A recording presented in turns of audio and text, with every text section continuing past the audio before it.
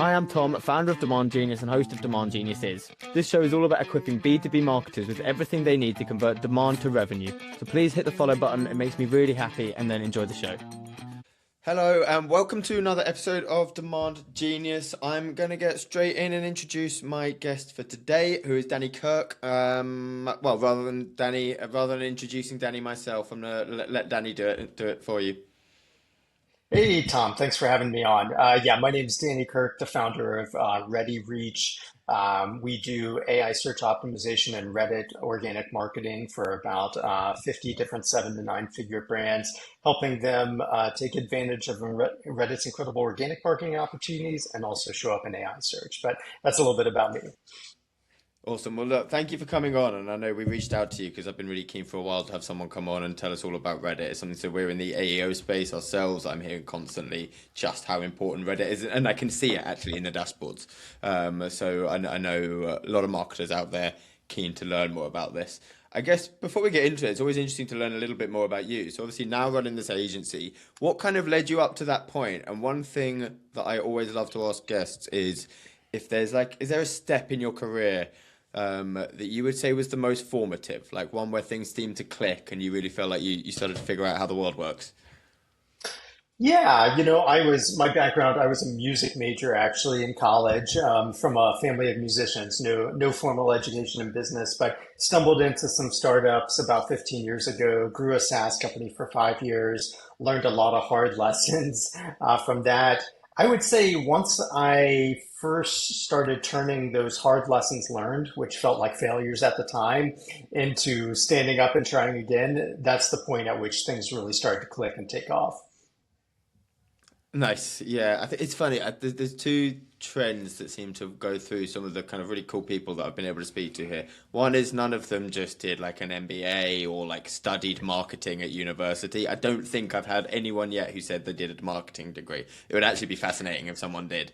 Do you think that like that background completely out of this world has helped you as you come into running a business? Are there ways in which you think it's been a challenge to overcome or?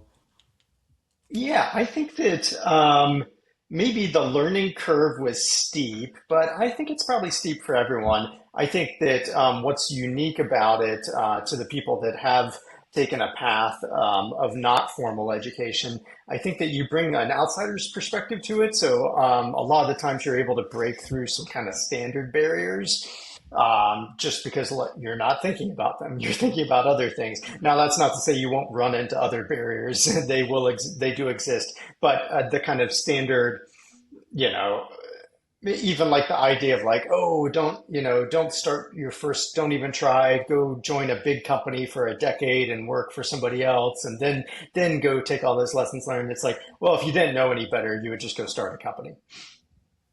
Yeah, I mean that's my idea of hell is just that like the corporate ladder. I just think it sounds like the most scintillatingly boring way to go through your life, but for some people. Um, cool. Look, let's get on and talk about Reddit a little bit because I want to make sure I want to really get into depth on that. I guess the first question is like what led you to build an agency specifically around Reddit? Because it's a very specific thing to choose. Yeah, for sure. So, excuse me. We had our agency's been around about a decade now. We had been doing other marketing, but I've been a longtime user myself. So we kind of saw the writing on the walls early on as far as like the power of the platform. And of course, once AI started citing it some years back, that was really powerful. So it was a really easy thing to do for our clients since we already had the agency wheels and system and engine in there, just adding that to the mix. And now that is essentially all we do. But yeah, we were kind of earlier in the game and just knew the power of it from kind of personal use and took that to the business side. Nice. And so it sounds like obviously AI search has been a bit of a disruptor. Like, does every conversation that you now have, I would imagine, revolve around that? Is that what brings almost all clients to your door? Is it still a little bit of a mix or? Yeah, Reddit is still incredibly obscure, and I'm not sure that will ever change. So I do think that people really and truly mainly care about showing up in AI search. And as an example, a lot of the clients we serve are e-commerce brands. So they don't necessarily really care about Reddit as a platform. They just know that the buying trends are shifting towards Yeah. people asking AI for recommendations, and Reddit can be a great way to do that. Obviously, it's not the whole picture. There's other things you need to be doing, but it's a big part of it. So what's because I'd imagine a lot of people listening to this, and actually me to a certain extent as well, aren't avid users of Reddit, or at least maybe just in the last year they've started seeing that it pops up in a lot more Google searches and become a little bit familiar. But for people who view Reddit as a social media engine more or a forum rather than just a thing that pops up on Google, like explain to us a little bit about how it works, how the threads on Reddit work, and what's a bit unique about that platform versus others that's useful to know as a marketer before you go viewing it as a channel.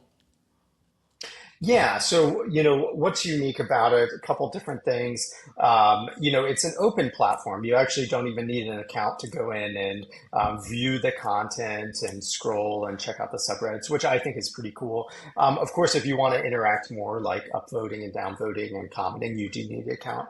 From there, what's really cool is it's organized by subreddits. So each one of these are topically based or sometimes geographically based. And I always think of them as little nation states. They all have their own rules. They have kings and queens that kind of run the thing for better or for worse. And then all have kind of an ethos as well, like a societal compact. So that's kind of how it works. And then, of course, people post things based on the subject matter and that they're in. They also comment on things as well, upvote, downvote, all that jazz. So it's a cool place to be. It's still obscure, but there's a lot of value in there. It's where passionate humans hang out. Nice stuff. That sounds like it's a line straight out of Reddit's playbook. That last one is that a Reddit line or is that a Danny line? I haven't heard them say that, but they should. Yeah, they need to pay you some money for that one. That's good. I like that description there of it's like nation states. And how is there? This is literally just answering my own stupid questions now. Is there overlap between those nation states? It feels like there's often very specific threads, and I think Reddit do monitor it a little bit to avoid there just being 1,000 of the same threads. There's still a bunch of overlap. Yeah, there's still a bunch of overlap. As an example, there's like interesting AF, just interesting stuff, and then there's like, damn, that's interesting. Those are two different things. It's the exact same content on them, and they should just join forces. So there is no moderate moderation or limit to the number of subreddits that can be created. Anybody can go in there and make their own, actually, and you can make your own rules in it. So that's the interesting thing. But I would say for the most part, people do go in and nobody creates new subreddits. It's a very small number of people. So people go in and, search things and then find their kind of best fit subreddit or subreddits. I would say that most people usually have 3 to 5 that they really like. Yeah, okay, that makes sense. And is there any benefit to knowing the moderator of a Reddit, right? The creator of a subreddit. I guess it's anonymous, so there's no way to do that. But is there any relational element to figuring out how to get the most out of Reddit? There, from a standard user perspective, I would say no. From a business perspective, it can sometimes be good to have a relationship with them, but they're also always kind of standoffish. They're kind of trying to be at arm's length with everyone there, so it's a hard thing to do. I do know a couple moderators. I can't say that they really help me in any way. It's just kind of good to know. It's not part of the Reddit playbook, though. There's not a kind of. I guess what I'm wondering is if there's like a PR element to it. Or...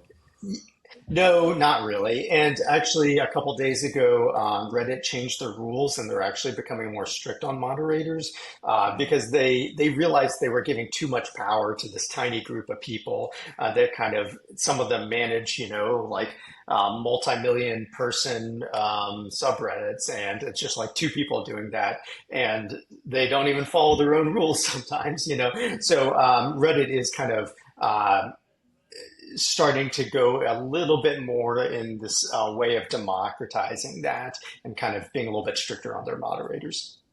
Okay, interesting. And then the last question that I had, just so I'm kind of understanding it, is I'd imagine there's a bit of a split in terms of the users that end up on Reddit, but because obviously now you'll get a lot that just come to Google, and really they're Google users who Reddit happen to have a good answer for the question, and you get some who go exploring the kind of deepest, darkest recesses of Reddit as a almost as a social platform. Do you have any sense of like the split between those user groups?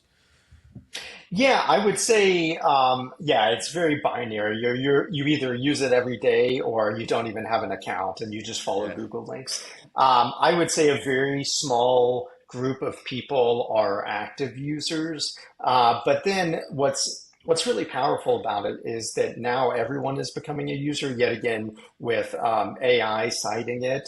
That effectively makes everyone that's using AI a user because now they're getting their recommendations from there. So, what's the difference between somebody actually reading it on Reddit versus reading what AI said? And then Google putting their links on page one. So, yeah, it's kind of turning everyone into it more so. That's really interesting though, because it means it's almost got the biggest reach of a social platform. Because you don't just have to be a user of the social platform. LinkedIn has that a little bit at the moment, because I know that's really permeating through AI responses. But you can put one response on Reddit, and it has almost limitless distribution, because it could just be picked up as a real like canonical source for that question. Um, Yeah, for sure. Absolutely. I definitely agree. I mean, if Google has a ton of users, which they do, and they're putting the links on page one, that makes distribution a lot higher. yeah. Okay. Well, let's get into. And sorry, I'm kind of just grilling you on how Reddit works here, because I thought it was quite interesting for me to actually understand it a bit better, and I hope it has been for some of the listeners. Let's get into like the playbook then a little bit more of how, as a business, and I'm thinking particularly more for B2B businesses here, which is more of our audience. Um,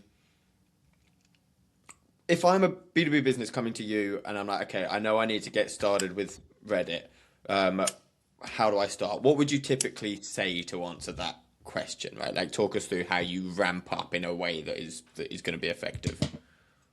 Yeah, there are two different strategies on Reddit to do organic marketing. There is branded strategy, and then there's non-branded strategy. So branded strategy is just making an account with something that looks like your company's name. Usually it's kind of like a cooler version of your company's name, not just the formal version. It's not LinkedIn. And then, having your profile optimized for that, like a banner image for your company, your website links in there, a little bit of an about us. And then just going out and being fully transparent, diving into conversations where you can be helpful, answering questions, and being fully transparent about who you are and where you're from, and just providing great information without being salesy. And then you can also do that's mainly on the commenting side. You can also do posting and telling stories, telling your story about maybe how you solved a problem. Yet again, not being salesy at all, just being helpful to the community. So there's that. Then there's the non-branded strategy. So non-branded strategy is just using a standard Reddit account that maybe is just the randomized generated username and just going in and yet again being helpful in the comments, spreading accurate information, truthful, factually accurate information in there, and maybe it mentions your brand as well. It's also a great way to get your customers involved too. So if you do have customers and some of them are like super users and stoked about it, maybe ask them like, hey, if you're already an active Reddit user, do you mind like chiming in on some things and sharing your experience? So those are kind of two ways you can do it. Okay, interesting. And what typically would it sounds like generally the strategy is similar though, right? Whether you're doing it branded or non-branded, you're getting involved, you're being helpful, and you're not pitching. Like, what would decide for me if I wanted to start with this tomorrow? Probably we should probably do it actually, but whether I which route I go on. Yeah, for sure. I would say it just depends on how much time you're willing to put toward it. So branded strategy, it really needs to be kind of handled by one person. Maybe it's the founder or a social media person. Reddit doesn't like people changing accounts and giving access to others. It gets freaked out when, IP addresses change and logins like that. So having it handled by one person is good. I'm a big believer that you can make a 30-minute daily practice out of it. There's some tools to help you find relevant posts and whatnot. So subreddit Signals is a great one out there. started by a friend of mine named John. So there's ways to make it like a 15 or 30-minute daily practice. So if you have time for that and you're willing to dedicate to it, I think that's a really great thing. As an example, one of my favorite B2B branded Reddit market or branded Reddit people is the user Your Biz Broker. He's in Utah. He's a business broker. Anybody that has a question about buying, selling, or valuing a business, he chimes in and writes a 3 paragraph long answer, giving his true, genuine take. And there's no call to action there. He's not like, all right, can I sell you something? He's just answering questions. But it's no surprise people are like, wow, who is this guy? That was great. Then they go to his profile and they see a link that says, oh, free 45-minute consultation. Yeah, I would love to chat with him more. And that's how, and he gets leads like crazy. Yet again, there's no sales pitch or anything like that. He's just being helpful. Got you. And oh yeah, and I was going to say, so if you don't have time for that, the non-branded strategy might be the way for you because then you can obviously kind of scale that with other people and whatnot. So that's the kind of, to answer your question, the differentiator there. Okay, but interestingly, it almost seems converse to how I would understand branded and non-brand, because it sounds like actually the branded strategy is the one that gives you a more direct route to monetization, because you're kind of being transparent. We're doing this as Demand Genius. In our profile, there's a link, and there's a funnel there that exists to actually monetize. Whereas the non-branded one, it's a lot more what I would consider a typical brand activity, where it's like just spread the word, help, share your content, that kind of stuff. Yeah, you're right. Branded is more like lead generation. Non-branded is more like SEO, like just like putting the word out there, sharing good information with brand mentions. Yeah, so the two are kind of different. Yeah, okay. What would you? Are there particular rules? So, and I'm trying to kind of go through the kind of step by step of how I build a Reddit strategy. So now I've decided I'm going to go branded or non-branded. I need to start commenting. I need to start posting. Are there best practices for a comment in terms of length, in terms of tone, style, anything that you would recommend that has the best results? Yeah, as far as it really depends. So, like, let's talk about post first. Posts are inherently promotional because you're the one posting. It's hard not to be promotional. You're kind of waving your hand and saying, "Everyone, look at me." With that in mind, it's really the best to try to be as unpromotional as possible. Just tell stories, no calls to action, just share your experience. And also understand first the ethos of each one of those subreddits. So going in and understanding what they do, how they do it, things like that. So that's kind of a best practice there.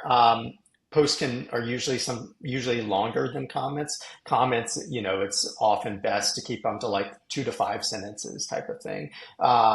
Be in the tone of a user. Don't use AI to write, or at least edit if you're using AI to write.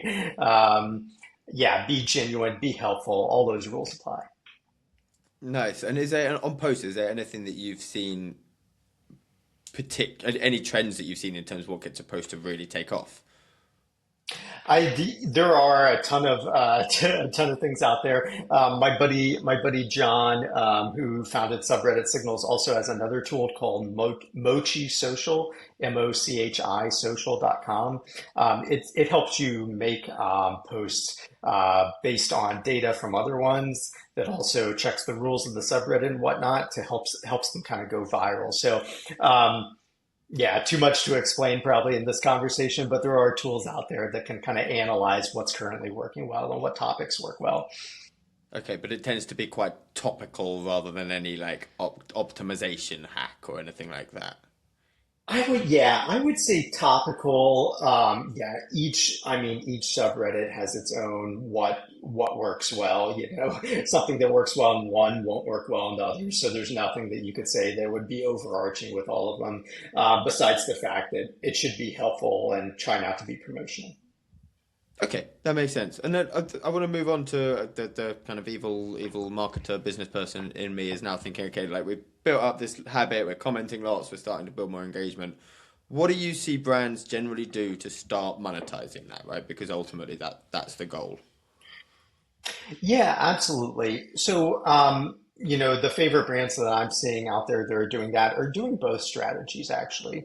So they're going out and making their own account, and oftentimes it's just like a customer service almost. If they're a big name, people may already be talking about them. Sometimes they're having issues with their product, so they can just go out there from that account and be helpful. Say, hey, I'm from the company. How can I help? Or is there anything I can do? That's a great way. Then also on the non-branded strategy, like I said, having customers go out there. If you have some super users, if you have some thousand true fans, don't have them all do it at once. That's going to look weird and set off some red flags.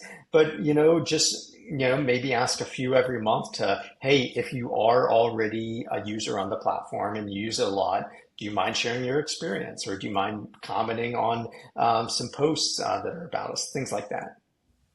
Yeah, okay. Well, and I did want to come back to that point as well because I thought that was really interesting because that seems to be the key across a lot of things at the moment is somehow trying to kind of incentivize your customers, whether it's G2 reviews, Reddit posts. Like, there's a lot of stuff we're asking our customers to do. Have you seen anything work really well in terms of activating a customer base and getting them doing this? I have found, obviously, if your customer base is not active and they're not excited, there's no amount of prodding that's going to do it. I mean, maybe you could do like a raffle for a giveaway or something. I'm not quite sure. I'm Cash not in works, that but world. Yeah, yeah, and that has its own issues as well. But if you do have, 1,000 true fans or a super user base, those guys are always happy to go talk about it. So I would say focus on those people. It's not everyone, but focus on those super excited people. Yeah, maybe have some offer or something like that if you can figure it out, but really focus on the true fans of your product and see if they're also users on the platform, and then they can take it from there. yeah, okay. I always feel like if you're a power user of any platform, and I can't think of many that I would be at the moment, maybe Claude, but I think they've probably got a fair few of them. You must just be inundated because I feel like every single marketing team is trying to kind of segment their customer base to figure out who those people are, and it's like, get on G2, get on like it must just be Yeah. relentless at the moment. Yeah, for sure. I definitely agree. And it may not be possible, but at least having it as part of the flow, yet again, like our clients are brands. So after checkout or whatever it is, the week later after delivery, like, hey, how'd you like the product? In your list of links where they can leave a review, maybe mention like, are you a active Reddit user? Tell your story there. So it's not necessarily um, solely focusing on that, but have it as part of your flow at least. Because yet again, not everyone, it's only a very small set of people that are actually active users on there. So you're not trying to convince everyone, but you're trying to call out those people that are active on there and then also love your product and get them to kind of help out. Yeah, okay. Well, which I guess brings me on to another thing I wanted to ask about, which is ROI. And I guess there's a few questions. One is like, how do you see brands quantify the ROI on Reddit activities and kind of make the business case? And I guess it's important because you're competing for budget. Actually, you're also competing for airways, right? You're competing for that space in the asks of a customer versus G2, and you kind of have to make that case as to why trying to get your customers on Reddit is going to make more of an impact than trying to get them doing something else. How do you see clients build that case? Yeah, for sure. Yeah, it can be kind of a hard case to build. I think most of the clients that are being successful at it are kind of picking their battles. They're not trying to overwhelm their customers with everything. Who knows? As an example, maybe they sell products to elderly people. You're not going to ask them to go on Reddit because that demographic is just not on Reddit at all. So they're kind of like picking their battles there, understanding which channels actually work, and then kind of focusing that way.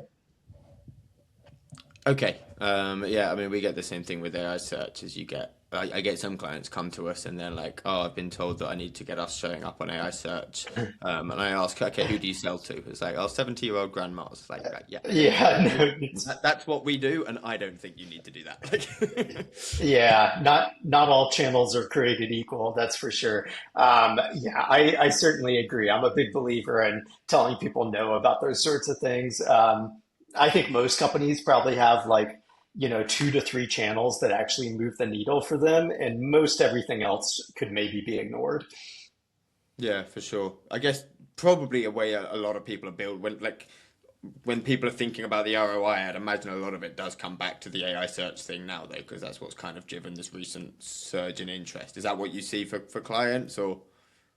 Yeah, absolutely. And yet again, with our clients being brands, the reason why it's so important for them is we're getting into kind of a zero click environment where people are no longer, it's not true. People are still going onto Google, but we're having this growing trend of people just, oh, I have this problem, ChatGPT, how should I solve it? And then eventually the solution is actually a product. And it's like, here are three products that I recommend, and they just buy natively in the app versus like 10 top links on Google. Three of them are sponsored with paid advertising. The other 10 are, great SEO. That is mattering less today. And imagine 10 years from now or 20 years from now, that may not matter at all. I still think Google wins because they have the largest incentive to figure out the problem. But my point being is that the buyer behaviors are shifting. So that's why it's important to go to where people are kind of more searching for things that you could solve for. Yeah, I think it's interesting. I mean, we don't need to get into the overall AI search trends today because I think we covered a lot here, but I think it's all starting to shift back, right? Google was starting to lose market share. Well, interesting, the overall market was growing, so everyone, like it was the case study for a rising tide lifts all boats. But they Yeah. were losing market share. But the second they launch AI mode, I think the habit is so entrenched that when they get a level of parity on that use case, then I think so many people will come back. Yeah, they have the biggest incentive. They're the greatest money printing machine of all time is Google. So they're not gonna lose. Maybe they're not the best at AI, but they're certainly not going to lose the search race. Yeah, but yet again, that's an AI overview. So how do you get their AI to kind of talk about you? So yeah, either way, it's important to kind of be looking at those trends. Sure. Um, cool. And then the last question before we move on to a couple of quick fires and let you get on with your day is just whether like so and for context, I've been thinking about Reddit a little bit recently and implementing our own strategy. So we have found some, I think, quite cool ways to start doing it quite efficiently. Are there any like really smart AI hacks that you've seen people do recently to really like turbocharge a Reddit strategy or allow them to get started, even if they can't dedicate the resources that someone might ideally want to? Yeah, I think the if you don't have the resources, I actually and resources being time or money, I actually like the customer hack the best. Just ask your super users that are on there as well to go share their story because it's probably 5 minutes of your time to ask them, and then it's totally free, and they're excited to tell people. So that's probably the best hack. That gets you brand mentions on the platform in relevant places from excited people that are also factually accurate. So I think that that's kind of the easiest hack on there. You mean instead of using AI, I need to actually talk to my customers? That's mental. Yeah, someday it may change, but we still do it today. Okay, cool. Look, that's been really interesting. Thank you. I know it's been a little bit of a grilling on Reddit, but I know it's very topical for people, so it's really interesting to just go quite deep on it. Before I let you go, we always finish up with a couple of little quick fire questions. So first one that I've got for you is just not Reddit specific, but an AI use case that you absolutely love, one that's just blown your mind. Whew. I'm a non-technical person and I have Claude Code in my terminal now, and I am able to build internal tools in a matter of minutes. It's, yeah, incredible day and age. I wouldn't say that's unique. Plenty of people are doing that right now, but I think for people that are good at sales and marketing naturally, now is the time because they can also be a builder too. For sure. Yeah. What's your favorite tool that you've built? I actually, it wasn't even for work. My wife and I were designing a house, and there's just a lot of bad floor plan tools out there. Yeah, and it was just like AI, go research all these tools and like build me one. And the version one wasn't that good, but within like half an hour, you can give it feedback, and it's like pretty good. So I that's things like that are incredible to me. And the fact that also people in other countries with way less resources can be doing that too, I find that incredibly awesome. Yeah, I find it incredibly awesome, incredibly addictive as well. I was up until like stupid o'clock last night because it gets you so far so quickly that you're like, oh, I'm so nearly there, and then it like tantalizes you with like the last 10%, which is like all of the debugging Yeah. and the timers. I'm in a private forum with 1,000 e-commerce store owners, and there's this huge mega thread about burnout from AI right now, which is I'm glad to see other people are experiencing it too. I've actually been trying to pump the brakes a little bit on my own usage lately and be like, don't fall for the FOMO. It'll all get done if it needs to. Just because you can do it doesn't mean you have to. Yeah, for sure. It helps. Claude are cutting me off a lot earlier than they used to, so I think Yeah. there's a bit of shrinkflation happening there, but it forces me to leave it alone. Cool. And then last question is just whether you have any recommendations for our audience, whether it's like a book, a podcast, a thought leader that they should check out. Yeah, absolutely. Big fan of David Sinra's podcast, Founders, and then David Sinra. Yeah, just the best business podcast out there. He reads biographies of the greatest founders and leaders of all time and interviews big business leaders. And yeah, if you haven't used AI, I would say just start diving in, check it out a little bit. Use it 5 minutes a day. Any questions you are going to ask a human, just start asking it. Just dip the toes in. I think that's always a great way to start. Yeah, it'll answer it much better. And then just quickly before I let you go, anything that you'd like to plug that you guys are doing at the moment or that you're doing at the moment? Yeah, I would say that if any of this was interesting to you, but you need more information, I'm always here to chat. I'm sure it'll be in the show notes. Our website is ReddiReach, ReddiReach.com. You can find me on LinkedIn, Danny Kirk ReddiReach. My username is Daniel P. Kirk. So I'm active on both. Feel free to reach out if you have any questions. Cool. Look, Danny, thank you very much. Thank you for your patience with my endless questions about Reddit and for taking me through it. And I hope that this has been helpful for everyone who's listening as well. Awesome. Well, yeah, thanks very much, Tom, for having me on. Cheers.